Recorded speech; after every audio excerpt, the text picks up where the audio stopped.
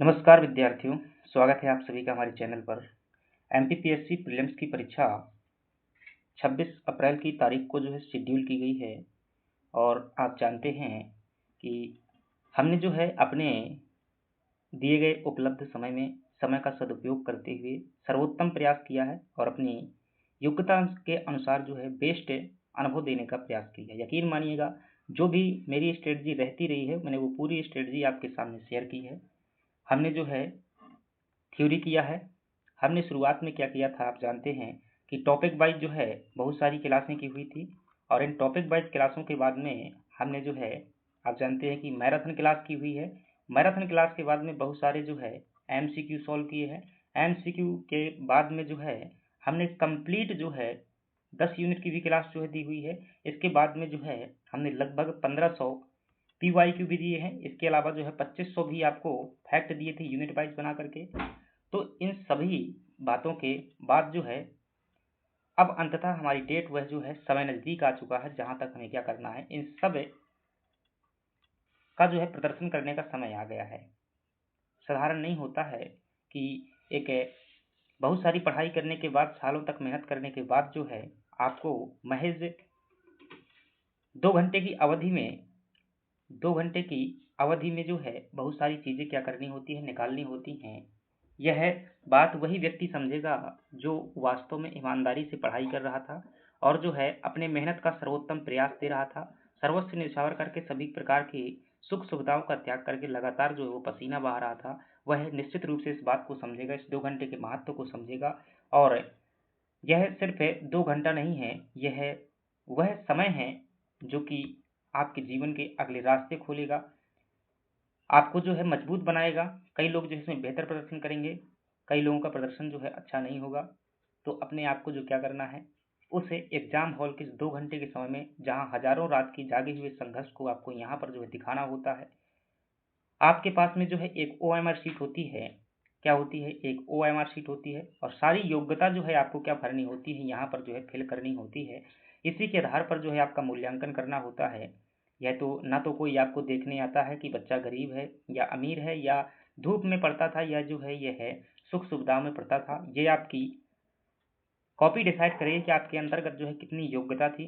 तो और मैं तो हमेशा ये कहता रहा हूँ मेरे भाई कि विरासत से तय नहीं होंगे सियासत के फैसले, ये उड़ान तय करेगी आसमान किसका है।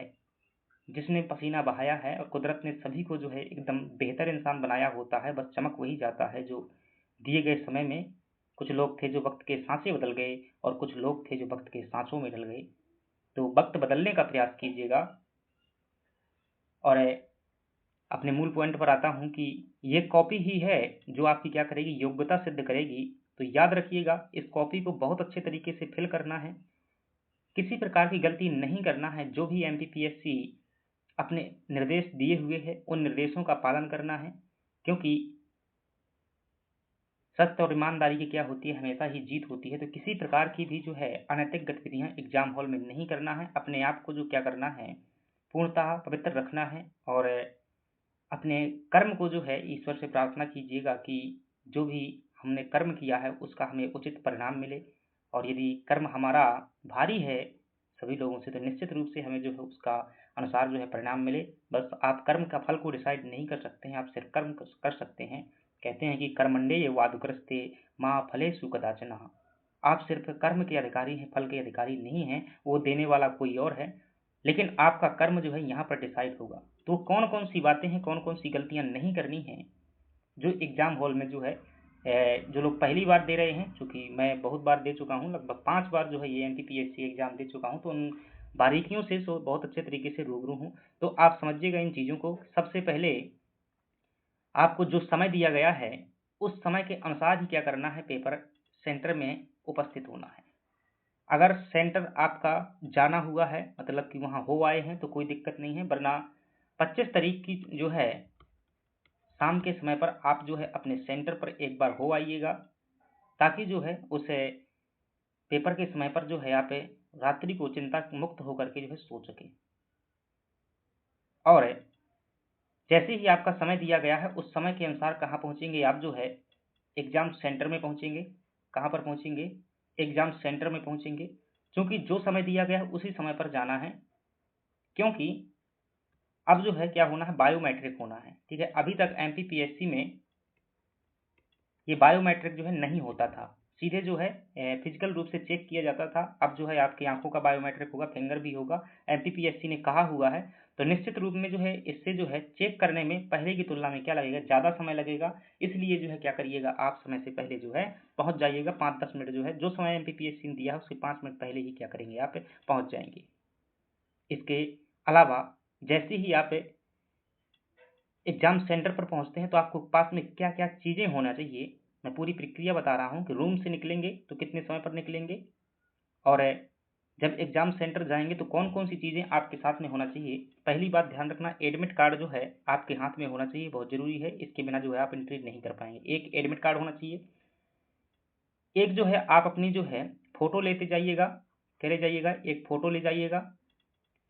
और फोटो ले जाने के साथ ही एक आपको क्या ले जाना है, आईडी कार्ड ले जाना है, जो भी भारत सरकार द्वारा इशू किया गया है। गवर्नमेंट कोई भी आईडी हो, आधार कार्ड हो सकता है, पैन कार्ड हो सकता है, ड्राइविंग लाइसेंस हो सकता है, वोटर कार्ड हो सकता है, जो भी हो सरकार द्वारा किस तक जो है स्तर द्वारा जो है मान्य किया गया हो, ऐसे मतलब सरकार द्वारा कोई भी जो है दस्तावेज ये ले जा सकते हैं यहाँ पे। और आपको जो है ब्लैक पेन ले जाना है। कौन सा पेन ले जाना है, ब्लैक पेन, ब्लू पेन नहीं ले जाना है। ठीक है, ले जाइएगा, कोई दिक्कत ना है, लेकिन जो है वहाँ पर यूज करना है वो कौन सा पेन यूज करना है, आपको ब्लैक पेन ही क्या करना है, यूज करना है। OMR शीट मिलेगी, ध्यान रखना ऑनलाइन सिस्टम नहीं है कि आप एक बार में बदल देंगे। जो गलती हो गई वो गलती हो गई। नेगेटिव मार्किंग है, अगर आप एक भी गलती करते हैं तो वो नेगेटिव मार्किंग में काउंट किया जाएगा। और ठीक है, तो इतनी चीज़ें आपको अपने साथ में ले जाना है। और पानी की समस्या रही तो पानी जो है एग्जाम सेंटर के जहाँ पर आपका रूम होता है उसके या तो बाहर रखा होता है या फिर वहीं पर पानी पिलाने के लिए बोतल में लेकर के आते होते हैं।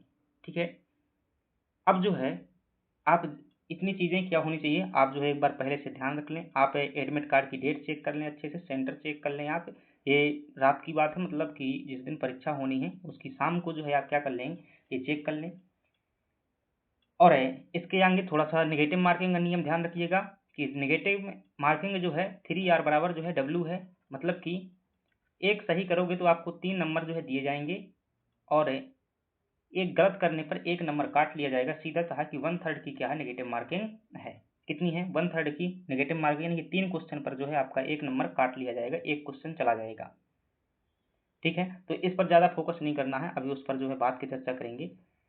अब जो है आप कहाँ पहुँचे, एग्जाम सेंटर में चेकिंग पहुँचे तो आपकी क्या-क्या बातें चेक की जाएँगी। जो व्यक्ति हैं, मतलब कि पुरुष हैं, वो ना तो किसी प्रकार की घड़ी पहनेंगे, ना ही वॉच पहनेंगे, ना ही कोई अंगूठी पहनेंगे। पुरुष महिलाएँ दोनों के लिए है। ना ही वो घड़ी पहनेंगे, ना ही कोई जो हाथों में सजावट का सामान होता है, अंगूठी वगैरह हो जाती है, कड़ा हो जाता है, या फिर रबर बैंड हो जाता है, या फिर कुछ और हो जाता है। और महिलाएँ जो है गहने भी नहीं कोई पहनने की अनुमति नहीं होती है, याद रखिएगा। यहाँ तक कि कई बार नाक में जो पहनने वाला गहना होता है उसको भी जो है उतरा देते हैं वो लोग। और ना ही जूड़ा लगाएंगे, ना ही क्लेचर वगैरह, ये चीज़ें जो है अनुमति नहीं होती है इनकी। इसके अलावा अगर हम बात करेंगे तो आपको बेल्ट भी पहन करके नहीं जाना है। ठीक है, जो पैंट में बेल्ट पहनते हैं वो भी नहीं जो आपको पहन करके जाना है। जूता नहीं पहनना है। ठीक है, कई बार उतारने की बाहर अनुमति होती है, तो जूता मोजा नहीं पहनना है, आप स्लीपर पहन लीजिएगा सिंपल सी।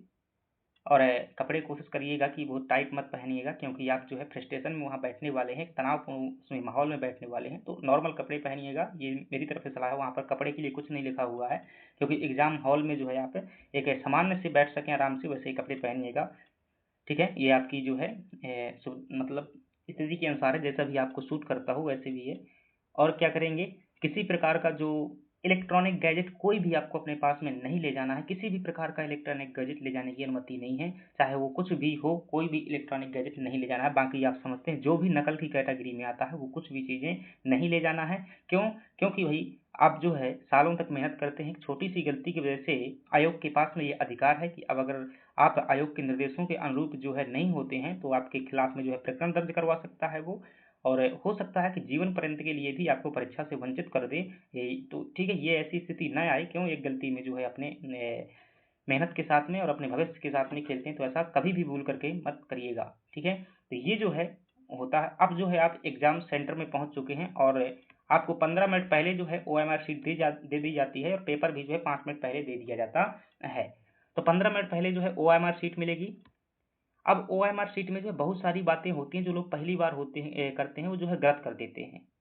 मेरी बात ध्यान सुनिएगा, इसमें जो सबसे इम्पोर्टेंट बात है वो है रोल नंबर वाला कॉलम। ठीक है, ऐसे जो है डिब्बे बने होंगे और ऐसे जो है आपके नाम के बारे में जो है डिब्बे बने होंगे। तो आपको नाम जो है अपना कैपिटल लेटर में लिखना है इनमें जो है। ठीक है, पहले जो है बॉक्स गिन लिए जाते हैं कि ठीक है, बिंदी के हिसाब से ये यहाँ आएगा, यहाँ का अपना एडमिट कार्ड जो है बिल्कुल बगल में रख लेना होता है और रोल नंबर को बड़ी सावधानी पूर्वक जो है फिल करना होता है, क्योंकि रोल नंबर ही अगर गलत हो गया तो फिर क्या है, आपकी कॉपी ही जो है ठीक तरीके से क्या होता है, आपसे यहाँ क्या भरा हुआ है इसका कोई मतलब नहीं है।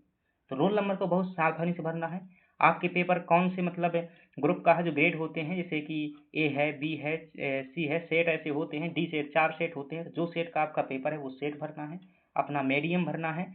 आपने कौन सी परीक्षा के लिए फॉर्म भरा हुआ है, रेंजर के लिए भी यानी कि वन सेवा के लिए भी, राज्य सेवा के लिए, तो उस हिसाब से गोला भरना है आपको। और जो भी उसमें पूछा जाए, नाम रोल नंबर इसमें क्या होता है सबसे ज़्यादा महत्वपूर्ण होता है। डेट ऑफ बर्थ भरने के लिए आए तो ध्यान रखना, इसमें बहुत सावधानी से इसमें भरना डेट ऑफ बर्थ है। कई लोग जो है एग्जाम डेट भर देते हैं डेट ऑफ बर्थ की जगह पर, तो उसको बहुत ध्यान से पढ़ना। भले ही आप 2 मिनट यहाँ पर खर्च कर लेना, पर्याप्त समय मिलता है, PSC के पेपर में आराम से पेपर क्या हो जाता है, सॉल्व हो जाता है। क्योंकि ये वो बातें हैं जो एक बार गलती हो गई तो फिर क्या होता है, आपके जो है एक बहुत बड़े लेवल की परीक्षा देने वाले हैं। और तो ये गलतियों को जो है बहुत ध्यानपूर्वक क्या करना है, फिल करना है। खासतौर से रोल नंबर को बार बार कह रहा हूँ, बड़े सावधानी पूर्वक फिल करिएगा। और अब आती है, जब आपका सब कुछ हो जाता है तो इसके बाद में क्या करना है, आपको जो है यहाँ नीचे सिग्नेचर करने पड़ते हैं। और यदि नहीं बनता है तो ध्यान रखिएगा, अगर कुछ भी आपको डाउट लग रहा है तो याद रखिएगा, वो बताने वाले आते हैं जो वहाँ पर चेकियर लगे होते हैं, मतलब वो जांच करने वाले लगे होते हैं 2 लोग। वो जो क्या करते हैं, आपको जो है एग्जाम सेंटर के हॉल के अंदर जो है वो आपकी कॉपी चेक करते हैं। उनसे पूछिए, वो इसीलिए जो है बैठे हुए हैं वहाँ पर, इसीलिए डरने की बात नहीं है कोई भाई। आप भविष्य के अधिकारी हैं, हर एक बात को तार्किक तरीके से क्या कर सकते हैं, पूछ सकते हैं। अब जो है आपको गोला भरने का जो है इस प्रकार से नीचे जो है OMR शीट में क्या दिए होंगे, गोला दिए होंगे, नंबर लिखा होगा। यहाँ पर जो भी ऑप्शन सही है वहाँ पर क्या कीजिएगा, गोला भरिएगा। बड़ी सावधानी से गोला भरिएगा ब्लैक पेन से। अगर गोला गलत हो जाता है तो दोबारा गोला भरने का कोई मतलब नहीं है, वो आपका नेगेटिव मार्किंग में काउंट किया जाएगा। ठीक है, जो नहीं बनता है, 100% प्रश्न नहीं पता है, मेरी सलाह है उसे क्या कर दीजिएगा, छोड़ दीजिएगा। अगर आप 50% में हैं, तो आप क्या कर सकते हैं, गोला को भर सकते हैं कि 2 ऑप्शन क्रॉस कर पा रहे हैं, 2 ऑप्शन में तो 50% में आप चांस ले सकते हैं, क्योंकि इसमें जो है 50% सही होने के ऑप्शन है। अगर कुछ भी नहीं बनता है उस प्रश्न के बारे में, कुछ भी नहीं पता है, पूरा तुक्का है, तो उसको ना भरिएगा। ये अपनी क्या है, सलाह है। ठीक है, और फिर से कह दूं कि सामान्य परिस्थितियों में जो है बोलना बहुत आसान होता है। और कई लोग कहेंगे कि बहुत और नॉर्मल सा पेपर था, ये था वो था, दुनियादारी के चक्कर में मत रहिएगा।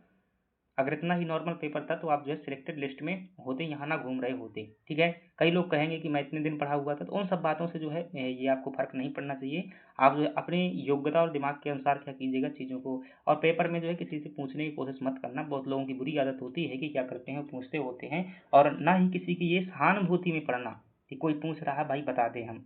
ठीक है, अपना आप पेपर पर ध्यान देना, क्योंकि उनके बताने के चक्कर में, ठीक है, बताना अच्छी बात है, किसी का सहयोग करना अच्छी बात है, लेकिन वैसी स्थिति में सहयोग नहीं किया जाता जहाँ अपना जो है भविष्य बर्बाद हो जाए। क्योंकि बताना भी मना है और वो करना भी मना है। ठीक है, तो क्यों इल्लीगल कार्य करते हो, अपने काम से जो है क्या कीजिएगा, मतलब रखिएगा, चलिएगा। और ये चीज़ें हो जाती हैं, अटेम्प्ट करने की बात हो जाती है, आप आराम से क्या कीजिएगा, पेपर दीजिएगा। सभी को जो है बेस्ट ऑफ लक है। इसके बाद में थोड़ा सा और समझिएगा कि पहला पेपर होता है, ठीक है, 10 बजे से 12 बजे तक शायद होगा पेपर, और उसके बाद में जो है 1 से 1.5 घंटे का टाइम मिलता है। तो आप जो है वहीं पर क्या कर सकते हैं, विश्राम कर सकते हैं, या फिर बाहर घूम सकते हैं, या फिर अगर घर पास में है तो आप अपने समय के अनुसार ध्यान दीजिएगा। जब एडमिट कार्ड में सब समय लिखा हुआ है उसके हिसाब से जो है देखिएगा, दूसरा पेपर अटेम्प्ट कीजिएगा। मैं सी सेट के बारे में अलग से वीडियो बनाया हुआ है कि सी सेट में जो है कैसे आपको क्या करना है, 40% स्कोर करना है, और उसमें जो है बहुत ज़्यादा प्रेशर नहीं लेना है, पहले क्या सॉल्व करना है मैंने सी सेट के बारे में बताया हुआ है। ठीक है, तो ये क्या हो जाती हैं, हमारी बातें हो जाती हैं। मुझे उम्मीद है और मैं अपेक्षा करता हूँ कि आप लोग जो है क्या करिएगा कि अपने एडमिट कार्ड में ये जो निर्देश लिखे हुए हैं, क्या लिखे हुए हैं, ये निर्देश लिखे हुए हैं एडमिट कार्ड में, लगभग 10-15 निर्देश लिखे हुए हैं, आप डाउनलोड कर लीजिएगा और उसे जो है ये ज़रूर पढ़ लीजिएगा। ये जो है बहुत सारे निर्देश इसमें लिखे हुए हैं। ठीक है, ये लिखे हुए हैं। इन सभी निर्देशों को एक बार पढ़ लीजिएगा, आपको सभी चीज़ें मैंने जो बताई हुई है वो यही बातें जो है लिखी हुई हैं। ठीक है, तो इनको जो है आप एक बार पढ़ लेंगे और मुझे उम्मीद है कि सभी लोग जो है अपना बेहतर प्रदर्शन करेंगे और सभी लोगों को भाई बेस्ट ऑफ लक कहूँगा कि जीवन में हरदम बेहतर की तलाश करना, मिल जाए नदी तो समंदर की तलाश करना, टूट जाते हैं शीशे पत्थर की चोट से, जो पत्थर को तोड़ दे वो शीशा बनने की तलाश करना और घबराने की तो बात ही नहीं है, आराम से चैन से सोइएगा। यदि कर्म किया है तो यकीन मानिए अवसर मिलेगा, आपको मौका भी मिलेगा और यदि आपके इतने भारी कर्म है ना, आपको आपसे बेहतर कोई नहीं जान सकता है। यदि आपके कर्म जो है इतने भारी हैं, यकीन मानिएगा कुदरत आपका जो है हिस्सा देगी, वरना आप जो है कर्म अपने आप जो है ये हिस्सा क्या कर लेता है, लेना जानता है। चलिएगा, सभी को धन्यवाद। जय हिंद, जय भारत। अगर टेलीग्राम में जुड़े हुए हैं तो वहाँ पर ज़रूर बताइएगा पेपर के बाद में कैसा क्या रहा, और बाकी हम भी सॉल्व करवाएंगे पेपर जो है, उसमें भी अपनी क्या करेंगे, चर्चा करेंगे। तो आप लोग यदि टेलीग्राम में नहीं जुड़े हुए तो वहाँ पर जुड़ जाइएगा और बाकी अपन मिलते रहेंगे। चलिए, थैंक यू वेरी मच।